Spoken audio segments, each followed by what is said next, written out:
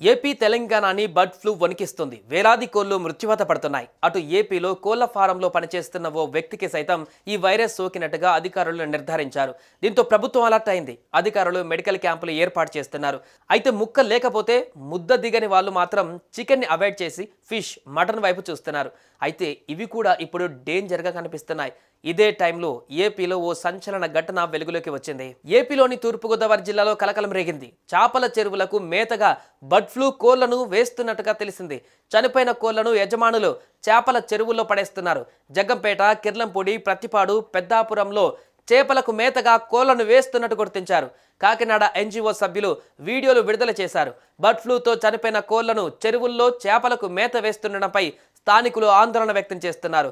రోగంతో చనిపోయిన కోళ్లను చేపలు తింటే వాటికి కూడా ఆ వ్యాధి వచ్చే ప్రమాదం ఉంటుందని, వాటిని తింటే తమకు కూడా ప్రమాదం అని భయపడుతున్నారు.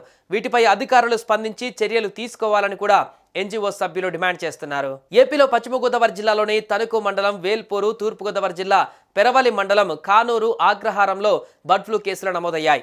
అక్కడి కోళ్ల నుంచి తీసుకున్న శాంపిల్స్ లో H5N1 బర్డ్ ఫ్లూ ఉందని నిర్ధారించారు. ఖమ్మం, భద్రాద్రి కొత్తగూడెం జిల్లాలకు ఉభయ గోదావరి జిల్లాల సరిహద్దులు ఆనుకొని ఉండడంతో తెలంగాణ అధికార యంత్రాంగం కూడా అలర్ట్ అయ్యింది. సూర్యాపేట జిల్లాలో కోదాడ, రామాపురం దగ్గర, నల్గొండ జిల్లాలో తిరుమలగిరి సాగర్, వాడాపల్లి వద్ద చెక్ పోస్టులను ఏర్పాటు చేశారు. ఏపీలో బర్డ్ ఫ్లూ కేసులు నమోదు కావడంతో సరిహద్దు జిల్లాలలో టెన్షన్ నెలకొంది. ప్రభుత్వ ఆదేశాలతో ఏపీని ఆనుకొని ఉన్న ఉమ్మడి ఖమ్మం, నల్గొండ జిల్లాల అధికారులు అప్రమత్తమయ్యారు. సరిహద్దులలో 24 చెక్ పోస్టులను ఏర్పాటు చేశారు. అక్కడ పశుసంవర్ధక శాఖ సిబ్బందిని నియమించారు. వాహనాలను తనిఖీ చేసిన అనంతరం రాష్ట్రంలోకి అనుమతిస్తున్నారు. ప్రత్యేకించి కోళ్లు, కోడిగుడ్లు, కోళ్ల దానా ఏపీ నుంచి మన రాష్ట్రంలోకి రాకుండా చర్యలు తీసుకుంటున్నారు. కోళ్లు, గుడ్లు, దానాతో ఏవైనా వాహనాలు వస్తే వాటిని తిప్పి పంపిస్తున్నారు. కోళ్లని 100 డిగ్రీల ఉష్ణోగ్రతతో ఉడికించిన తర్వాత తింటే ఏమీ కాదని వైద్యులు చెబుతున్నప్పటికీ చికెన్ కొనడానికి ఎవరూ సాహసించడం లేదు. దీంతో మటన్ రేట్లు విపరీతంగా పెరిగిపోయాయి. నోటి జిహ్వాను చంపుకోవడానికి మటన్ కొందామంటే బర్డ్ ఫ్లూ అదునుగా ధరలు ఆకాశాన్ని అంటాయి.